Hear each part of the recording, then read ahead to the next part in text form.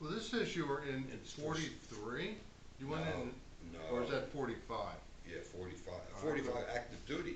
44, I was in enlisted reserve corps. But see, the what's that? ERCs, That looked like a 3. it's a 5. That's a 5. But I was really in, That's what I was wondering, because I saw you were born at the end of 27. no, And I'm saying, if you went in at the beginning of 17. 43, No. I was a young kid, I would have been 14 or 15. No, right, no, I was in 17 and enlisted reserve corps, but I wasn't in the regular army then. right. And then, so when I was 18, I went to VMI. They trained me there. They trained me really how to speak Japanese. You know, we were going to interview the Japanese. Well, I'll tell you what, until we get started. Okay. Yeah, I have it running, so Oh, you you do? can start anytime. Yep. Well, why don't we start from the beginning, All right. which is basically just, say your name and then give us a little history about, where you grew up and Okay. then how you ended up getting into the service. All right. I'm Irwin Herman. I was born in Philadelphia. Went to Overbrook High School. When I graduated, 44, like 44, I took the A12 test. That's for the Army. And ended up in what they call enlisted reserve corps. And they sent me to Virginia Military Institute. And from when I was 18, I went to active duty. At VMI, which they really, that was the home of Stonewall Jackson. Basically, they taught you, I learned how to speak some Japanese because our intent was to go over there and interview the Japanese after the war. Well, as it was, I was fortunate enough that they dropped an atomic bomb. It might have been a horrible thing at the time, but as far as I'm concerned, it saved my life and the life of, I know, maybe thousands upon thousands of Americans. I'm being pragmatic about it. It wasn't the greatest thing because when I got over to Nagasaki and Hiroshima, or Hiroshima as they call it, I was in both places. And finally, when I got over to Japan in occupation, they thought it was a horrible thing. But what we did, as Hiroshima was concerned, we dropped pamphlets telling them we're going to drop this bomb. Now the Japanese could not envision such a bomb. In fact, no one could really. And of course, they had no place to go anyway. They couldn't leave the city because it was very small. I mean, Japan was small. Where were they going to go? So of course we dropped the first bomb in Hiroshima, second bomb in Nagasaki, and Japanese surrender. Unlike the wars we're fighting now, and where I've learned other things as well. I used to speak to the high schools or the grade schools. This is after the war, naturally. I was a veteran, and Veterans Day, I would speak to these youngsters in first, second, and third grade. I would tell them how we glorified war. Of course, let's face it, the winners wrote the books for the most part. And I said, and these are little, this is maybe, it's not insignificant, I feel, but it's just, I spoke it to these little children and how I thought General Custer, we made a big deal out of the guy. The guy, as far as I was concerned, was no good. He killed a lot of innocent Indian women, children, and he was also politically minded. So when I said, this is after giving my speech to the kids or talking to them, the little Indian girls got up. Now it's from India, of course. They said, you mean Custer killed children like us? Then I realized the teacher said, no, you got to differentiate. There's Native Americans, which are the regular Indians, and the Indians coming over here. So I learned right away now, I talk about Indians or Native Americans. The Indians whom I play bridge with, or I know with at the men's club or elsewhere, who live in the Grand where I live, they're the Indians. And you learn that, I learned that also now we have Indians and Orientals, so they're known as Asians. And this is all something we're doing now to be, I guess, proper. But getting back to what I did, I went to VMI after 18. I went to active duty. I was in the enlisted reserve corps in the Army Specialized Training Program. And they were kidding you, but they said, take down your service flag mother, your son's in the ASDP, which means I didn't see any action as far as fighting. I had two brothers who were heroes. I was going to bring some medals in for them, but I know you want to talk about me, but I got to mention them. One got two awards from the government of Israel for getting 300 Jews over there after the Second World War. And that, as you know, my brother Edward, my brother Leonard was a bombardier, the B-17s, the Flying Fortresses, they called them. They were not fortresses. Though you had a belly gunner, you had a tail gunner, you had three gunners. My brother's a bombardier, had a gun, a machine gun as well. But we had no protection. So we got over there in London, started going over to bomb Germany and other places. We were getting shot down like mad. Then finally the B-51 fighter planes escorted us. In fact, my brother in his 24th mission was in a Schweinfurt raid. We lost 60 planes. Schweinfurt had a ball bearing factory. We bombed places for the most part that were making munitions and things to fight us. The only place where we got bad publicity, we bombed Dresden, which was not a manufacturing munitions. That was the Dresden, China, and things like that. In Japan, we never bombed the Imperial Palace. We never. I was in Fukuoka. We never went over to Kyushu, but we never bombed where the Imperial Palace was because they weren't making any. They weren't making munitions. We just bombed what we thought we could destroy, which we did. I know the atomic bomb did a lot of damage. More incendiaries did a lot of damage as well, because the Japanese homes were not built that sturdy. So when I got over to Fukuoka, Japan, we were only 2-3 buildings standing, and we're in the island of Kyushu, and there wasn't much left there. But getting back to my service days, after VMI, I went to Fort Belvoir. I went to Fort Lewis for engineering training, and it rained in Seattle most of the time. We got sick with to go overseas, and then from there they sent me to West Point as an instructor. I was the bad guy. We were the Japanese. I mean, we fired the mortars, and they fought against us. Obviously, we were teaching them how to fight. This was still while the war was on? Yeah, the war ended though when I was in there, fortunately. Not because I came, but because of the bomb. You were at West Point when they dropped the A-bomb? No, yes, I was there when they dropped the A. So I was ready to go over there. I did land at Guam, Kwajalein, and Johnson Islands, but that was more or less we didn't do much. Unfortunately, I say fortunately, the Marines took a heck of a pounding. They came in first. And if you look at the history of the war, if you know anything about it, in Iwo Jima, and Guadalcanal, the Air Force bombed the heck out of the island. And when they took the pictures, there was nothing there, but the Japanese dug in the caves. So as you probably know, what we did, we used flamethrowers, and we actually cemented in the caves where they were. But we landed, I say we as American servicemen, we took a heck of a beating because the Japanese were waiting for us. It was like shooting ducks because we didn't realize that they were in the caves when they just waited for us. But that's something else now. In fact, the Johnson Islands, I can literally almost throw a stone right across that island if I wanted to. That's how narrow it was. Guam was important to us. The Philippines is very important. From there we can bomb Japan. A lot of it, I went over in the troop ship, SSS Pomona Victory. I'll never forget it because we landed in Yokohama Harbor and the ship sunk. It was terrible. Every time we hit a wave, it made terrible noise, and I got horribly seasick, as most of us did. And we're told we're going through mine-swept waters, and we're hollering, "Please hit a mine," because that's how bad we felt.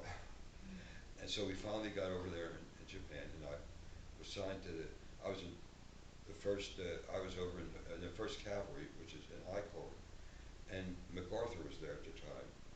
How long after VJ Day was this? Not long afterwards. I really don't know. I mean, I never, because we got there, they already signed a peace treaty, but the place was a shambles. I mean, Japan. And one week, I mean, there was method in our madness. We landed in Fukuoka. We built Itazuki Airstrip. We employed a lot of Japanese as laborers, so they got paid. And of course, we used Itazuki Airstrip to bomb Korea, which I learned afterwards. But we also built troop housing and civilian housing all through Japan because we had destroyed so much. But in doing so, we put them back to work. Now, before we came to Japan, it was not a democracy. Basically, the warlords and I guess the heads, the king, you had a lot of poor people. As soon as we made them a democracy, and it worked here, it didn't work in the Far East. Over 90-some% went out and voted in an election. Also, to be very democratic, they went out and strike when they worked in factories to get more money. But that's something we had in Japan or Germany, which you didn't have in these horrible wars now. And I used to talk to mentioned the grade schools, and I might have rubbed somebody the wrong way because I said, we're talking about war crimes and atrocities. Well, and this is before 9/11 when I was speaking. And I said, as civilian, I said to these little children, what do you think of when, Veterans Day? Oh, we think of all the servicemen who died. I said, think of the mothers and fathers. Think of the mothers who lost their husbands, their fathers, their children who lost their fathers. Just thinking, you went to school and you come back the next day, there's no school. I said, civilians got it rougher than we did because at least we had guns and rifles and we can defend ourselves. You had nothing. Now, this didn't strike home to them until the teacher called me after 9/11 and said, now, Mr. Herman, I know what you're talking about because it happened to us here, which we thought it never would. Now, I talked about when Iraq lost maybe over 100,000 civilians, innocent civilians were killed. We evaded. Now, if the shoe were on the other foot, our friend, Bush's vice president would be tried probably as a war criminal because what we did to those people is terrible. It's hard for us to relate because we're not over there. But if we saw it happening here to our families, and we're undeserving of what happened, Afghanistan is no big deal either. I mean, so when I talked to school about this and downplayed the fact that Custer was not a hero and that war was not glorious and how messy it was, they stopped asking me back to talk to school because I rubbed somebody the wrong way or maybe up high, say, wait a minute, this guy is not doing. But we never learned our lesson in Vietnam. We haven't learned our lesson yet. But getting back to the service, I couldn't understand this because I was Army intelligence was an oxymoron because they did things I could not understand. A prime example of a small orderly room is where the orders came out, and outside the orderly room you posted notices. Now we got over in Japan, maybe a lot of the people coming, we got servicemen from all over the country, many illiterate. I mean, from I hate to use the word rednecks, but Southerners. The Japanese literacy rate was 90%. It was a small island. Ours was 60% in the Second World War. So outside the orderly room, they posted a sign: anyone who cannot read or write, report to room so and so. Well, if you can't read, you're not going to report to them. Well, then they sent. We're in Japan. I meet these officers, and I was a non-commissioned officer in charge of the headquarters company, which we took all the bids and contracts for building up the airstrips, the troop housing. And I said, and they were in Europe. I said, what are you fellas doing over here? I said, you got a lot of, my first sergeant was from Europe. And they said, well, we send a lot of Europeans over here because they don't have the animosity of the soldiers who fought the Japanese. And they might have been really rough on them in the occupation. So they were very strange about the Army. When they send the occupation force in there, they try to send in people who would not be as, have not animosity against the Japanese, that those who fought against us, because the Japanese took very few prisoners. And we took very few prisoners as far as the Japanese were concerned, too. The Europeans were quite different. The Germans, my brothers in the Air Force, if you get shot down, try to surrender to the Air Force, because you're an officer, and they had certain respect that you didn't have in Japan. But once the war was over, and MacArthur came over, they idolized him. And the Japanese were no problem as far as the occupation. Like today, what we have now with the IEDs going off all over the place, we didn't have that there. And in fact, well, they were in bad shape. And as a GI, now the word GI comes from government issue. Not if you do that or not, but we issued everything. So we were GIs. And I had these Japanese men. I can name them today. One was Kenichi Bashi. He was a sergeant. He fought against us. He fought over in China. I had Toyotoya Fuku and also Yojo Yoshikashi-san. They were officers in the Japanese Army. And Professor Mise, who was 60 years old at the time, and could walk up 5 flights of steps at Kyushu University faster than I could. He got his engineering degree at the University of California, Berkeley.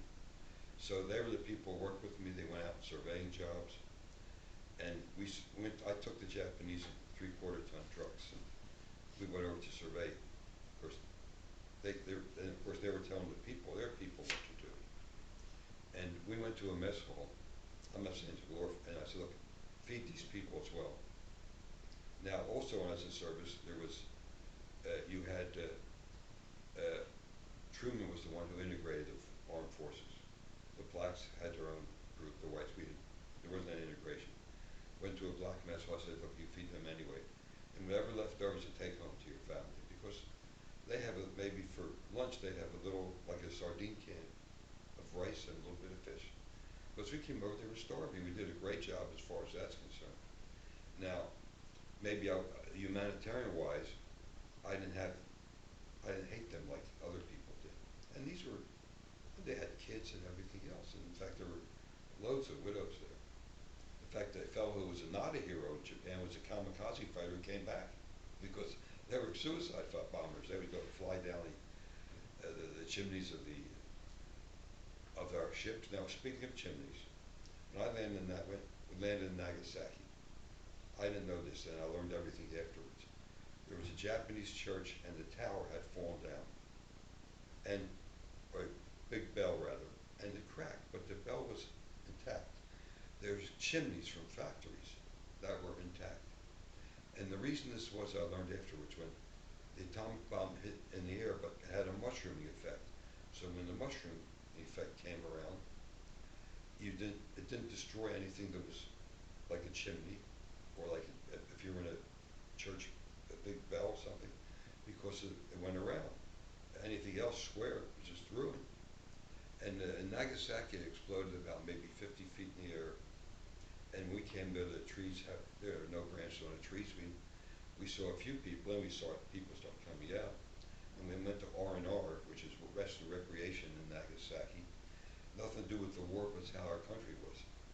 I met a black soldier from Louisiana. And I shook my hand and introduced me to him. And they took a picture, well, a sketch of me, which was much more flattering than that.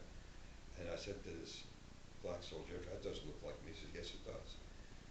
And the other black soldier says, why'd you say that? He said, because you're the first white person who ever shook your hand. And it never occurred to me, but that's what our country was then. It's better now, but it's still not what it should be, as we know. So then we actually played this is nothing to do with fighting, but I was a fairly good athlete, so I played baseball for our outfit, our headquarters company. And for the championship of the island, we played this dump truck outfit, which was heavily black. This is in Japan? Yes, in Japan. And we won so I don't know if you remember Richie Ashburn. I was a Sure. left-handed hitter. I hit to all fields, and we were behind 4-2, and I came up with the base load, went over third base. There were no fences then. And it rolled forever, so, we won 6-4. Well, when I came back, the first sergeant, who was a redneck, next morning I heard Sergeant Herman report to the orderly room. I said, well, what did I do? Because this guy was the first sergeant, I was a tech sergeant. It's 3 stars. He had the whole big thing. He was regular Army. And he said, I'd like to shake your hand. So what for? It's for beating those ends. It never occurred to me that I'd done that. Now, then I said to him, suppose I lost one, but it happened. We lost. But for the most part in Japan, and I can tell about afterwards, I started dealing with all the companies. We helped put the companies back on their feet. And for a while, we were buying things made in Japan. Now it's made in China and elsewhere. But I was in the trucking business, and we handled a lot of metals. And I dealt with the Japanese companies like Sumitomo, Mitsubishi. In fact, Mitsubishi. This is after the war. Mitsubishi, they bought the Rockefeller Center. They own part of that, most of that now. And Sumitomo, and I'll tell you a story about Sumitomo. Sumitomo became Sumitrans. They moved out to New Hyde Park in Long Island, Hyde Park.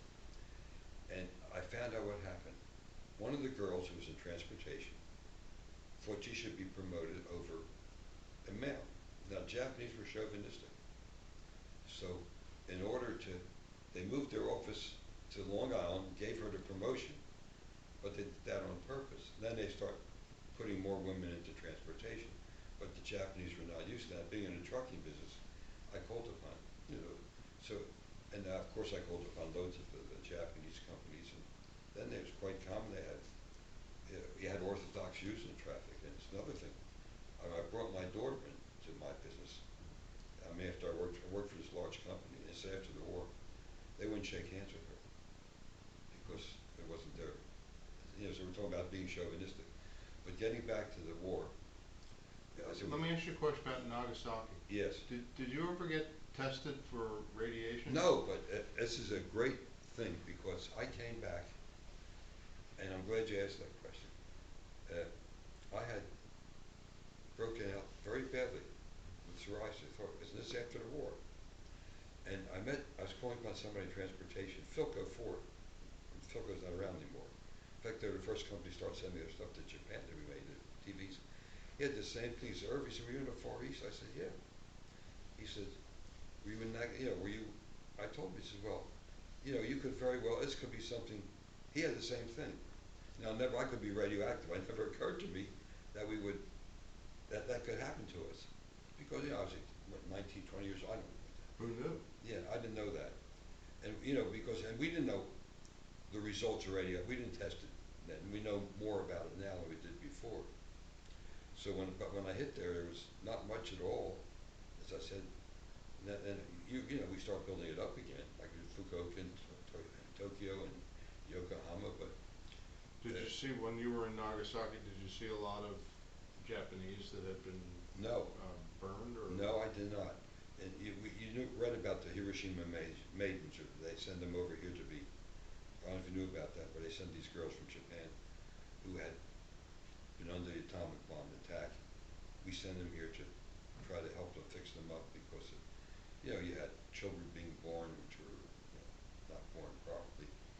So there were really a lot of side effects from that, which I didn't know about until afterwards. When I landed there, I was glad the war was over, so we had no idea what would happen. But getting back to my days in the service area, when I could speak some Japanese, and I worked for this one company where the president spied Japanese, but they offered him $500 to talk to him for about half an hour. He went up to New York, and I went with him, and he introduced me, and the Japanese interpreter was talking to these Japanese trucking companies. This is after the war, of course, and interpreting everything. So he says, "This is Herman. He's my VP of sales, and I pay him very nicely." And I said, after he was interpreting, I said, "Skoshi," which means little, very little. So Japanese laughed. He didn't think they were laughing about though. But he said, "For now, you tell me what you're going to say." So I did know Japanese, and I'll tell you something else about. As GIs, and I'll be very upfront, we're 19, 20-year-old kids. I learned all about the geisha girls, and after the war, in college, I wrote an essay, and I got an A for it, about the geishas. Now, from nothing to do with the war, but the geisha girl was the well-kept woman of Japan. Now, you had, during the war, or during Japan, I don't know if you saw the movie, was it something about a geisha? Mm-hmm. And if you had sons, fine, they could work on the farm, they could do work. Women, they couldn't do as much work, so they'd go to geisha houses. And the geisha house where a girl lived, like I say a woman's dorm, a frat. You never went to a geisha house. The geisha girls came to a nightclub, which was left or somewhere else if they're going to entertain. And I'll leave the entertainment blank after time because we were GIs. We could care less about the history. So we're interested in other things. However, I did learn about that, and it was a rather sad life. But the geisha girls were treated better. They were really the well-kept women of Japan. So when I read about them. Originally they sent them to the shrines, to work in the shrines with the priests. And you had that with the Vestal Virgins in Rome too, going back to the Roman days. So, but I learned about the Japanese. I took the occupation very well.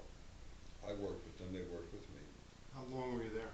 About not even a year. Then I got discharged. And the funny thing was, when I left, I was nice. I treated them nicely. So they said, "Herman-san."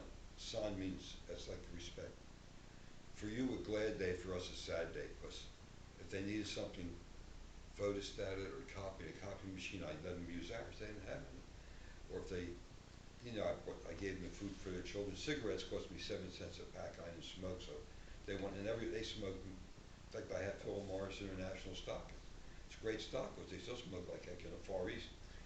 How was the food over there? You were eating army food? Army food. I know. I went to we call it geisha parties. See, the contractors were Japanese who did all the building construction. So we couldn't take any money from them, but they could invite us to a geisha party where they had the geisha girls come and they would put up the food. They would eat after we did, and they poured the sake. And I mean, that's what they were taught to do.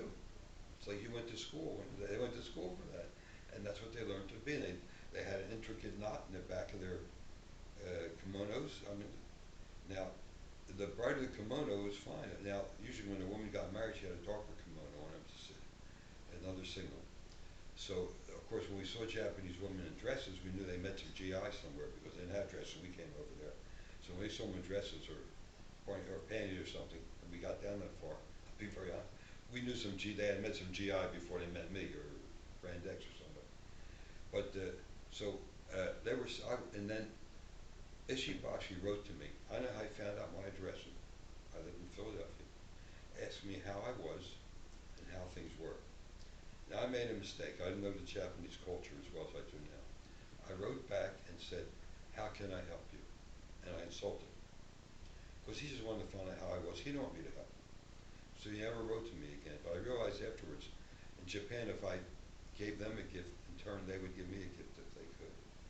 Now they're Americanized. You don't hear too much. You hear more about the Chinese. The Japanese came over here. They end up in Seabrook Farms. I used to do work with Seabrook in the trucking company, all the way from California, because they were very big in agriculture on the West Coast. So I got to know them, in that way as well. I didn't see Nagasaki. I saw very few people when I came.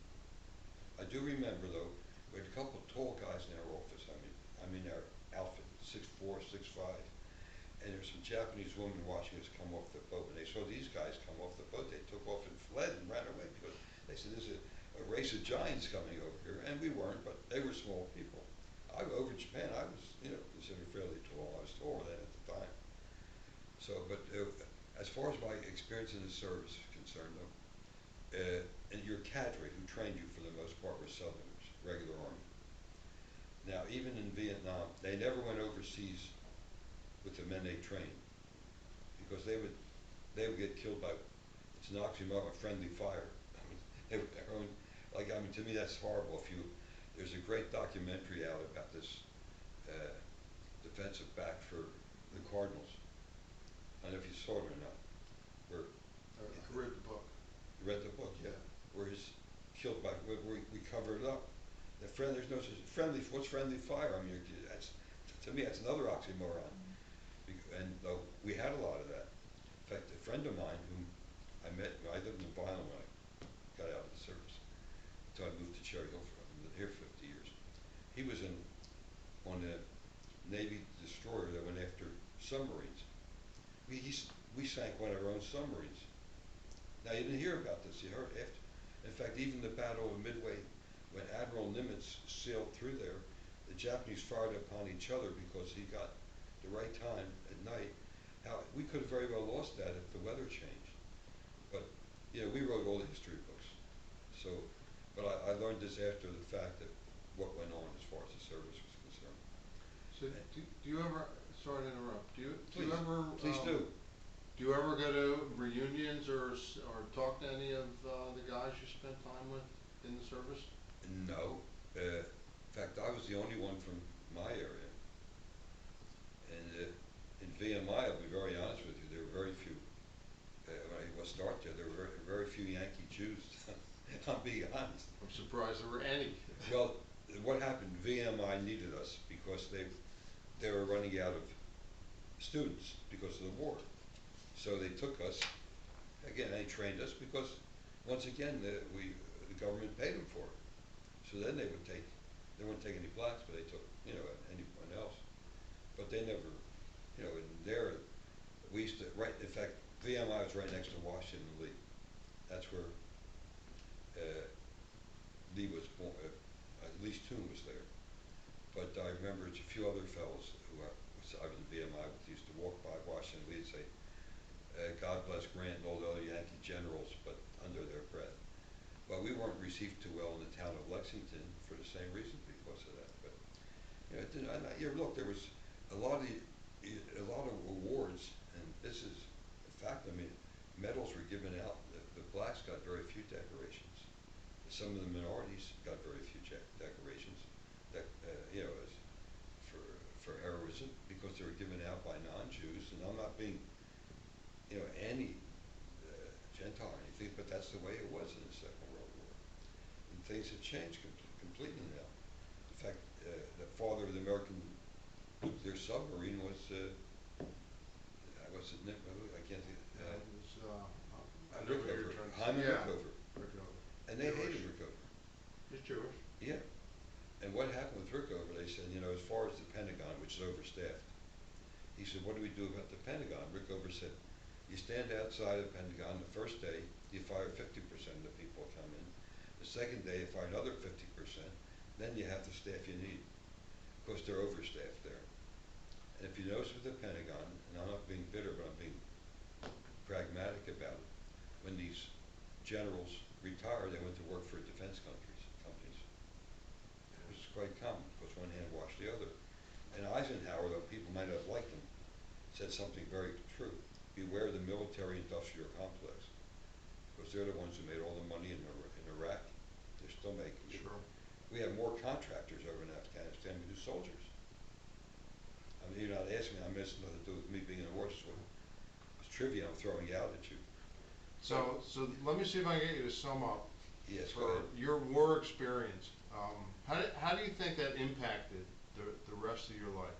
Oh, uh, in business it did, because I could speak Japanese somewhat, so dealing with the Japanese was great, because it helped me get more business. It impacted the rest of my life, because I saw people from, you know, the blacks in the South were treated, you know, up north we played ball with them, not as much now. And this, I'll tell you one more thing. If you watch the football games, Alabama, Auburn, LSU, the majority of players are black, correct? Mm-hmm. Yet, I'm very friendly with Dr. James Brown, who happened to be very high in the Camden school system. Always kid him because he was never indicted for anything. So, but I said to him, I said, you know, we watched the games. I said, their parents, their parents happen to need ID to vote, or their grandparents. If these kids walked off the football field, they wouldn't have a team, and they would lose money. But he said, well, the kids don't know, they don't realize that when they get out of school, if they do graduate, went to their fourth year after playing football, they'll go, only 1% make it to the pros. I know you're not asking me these things. He said they're going to find out, you know, they'll get a rude awakening. But really, that's what they're taking advantage of now, as far as the kids are playing for them. Yep. Because you know, at one time, and it goes back. I played sports in the service, and how was impact there? I played football. I played in baseball, and I was in Tokyo tournaments, and we played the Tokyo team, which were professional baseball players. They were there to play baseball. We went up there because we won our island tournament, and their coach was a guy named Moon Mullen, who played center field for Detroit. I know that name. Yeah, and he said to me afterwards, I had 3 for 5. I beat out 2 bunts and a single at shortstop, but still, on paper, it looked good. But he said to me, look, he said, when you get out of the service, he said, you want to sign up with, I'll give you a contract for the St. Louis Cardinals.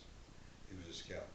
$50 a month in Class B or D, Marion, Indiana. Now, today, after 2 years, you're in the majors, and they give you a tremendous amount of money. Then there's only 8 teams in each league. So, but it did impact me as far as what I saw over there too. But I learned, at being in sales, and I was VP of sales of a very large company. In fact, we had 7 brothers, and I was the only non-relative who was VP. It's amazing, a very big company, large international company, U.S., Canada, with 81 terminals in Puerto Rico. And I kid about it because I said they made a mistake. Instead of their sons to college, they should have put them in institutions. They'd still be in business. But the kids were a disaster. But I did learn, you know, the fact that being in sales, you treat everybody decently. You put your best foot forward, and regardless. I learned that in the service, really. Because dealing with other people because you don't know who's going to control the freight, etc. So it did have an effect on me as far as that's concerned. Getting out of the service, I would never been able to go to college for 4 years. My parents couldn't afford it. I went to school in the GI Bill. And I ended up working my way up through into. I'm not trying to impress you now, because right now my big job is taking out the garbage and carrying up the toilet paper. But I was a VP of sales, and I had close to 400 salesmen, and the company's over $365 million, which is nothing compared to. I see the government spends billions, like we spend $20 a day. Right. But I thought that was a big deal at the time. But my background in the service helped because you had to live with other people. I mean, if people didn't like you, in combat or anywhere else, your chances of surviving combat were terrible. And plus, even you had buddies, what they call them, in the service, even after the war. You had to have friends there. And without friends, I remember coming into Japan, and I played football and baseball. And I went to the mess hall for the first time.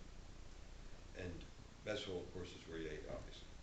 And I went to sit down. There was one seat empty. I went to sit. These big guys. I said, "I'm sorry, seat's reserved." Because, well, my religion first, and they were the athletes. When they found I could play football, I could sit anywhere I wanted to. But the service is like that. Then it's changed somewhat now. But I learned a lot in the service. And basically, getting along with people helped me in the future. But I'm very successful in sales. I'm not. I'm saying this pragmatically, because you learn how to deal with people, all kinds of people. And the service does. At least I learned that in the service as well, to get along with them. I mean, or being an athlete did help.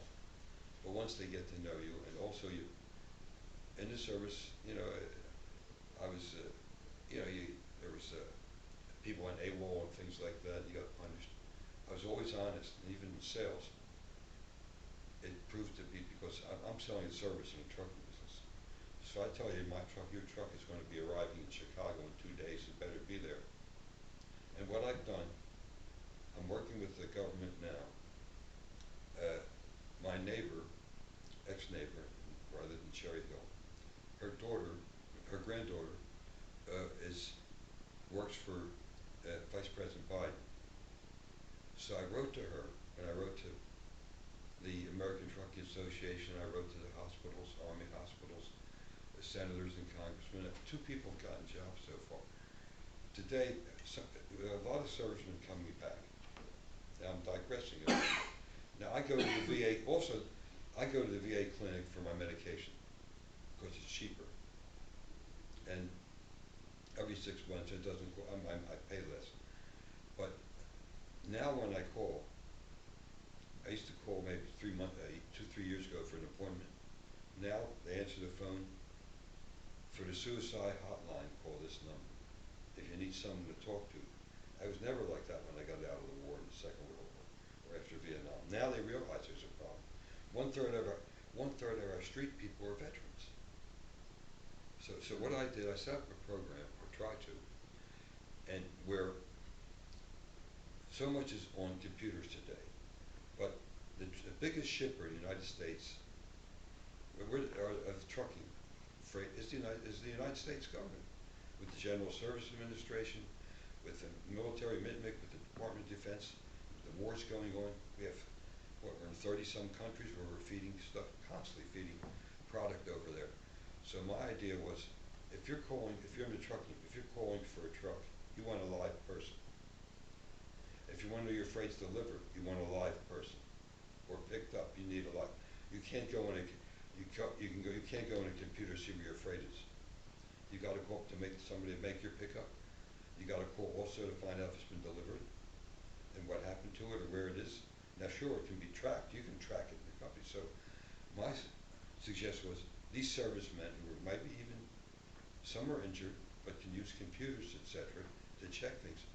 Anybody who handles freight for the U.S. government, trucking company, and so many companies ship to the government, like Johnson & Johnson to the veterans hospitals, hire a serviceman. Now, 2 were hired by a trucking company, which went out of business because the freight started coming from China. That's terrible. So that's one thing I went into, because because I can look at that. I look at the servicemen. That could be me. That could have been me after the Second World War. Fortunately, it wasn't. But these kids coming back now, some they have no. I'll tell you, they have nowhere to go. You take a small company going. I'm getting off track a little on trucking business. We handle Cannon Towels in Cannonsboro, North Carolina. They're not there anymore. So when the factory goes out of town, naturally the domino effect of the auto agency and the restaurants, their effect. Now these kids come back. My thought was, let's get them into his truck comes over the country. Let's get them into a place where they can work at least. Now they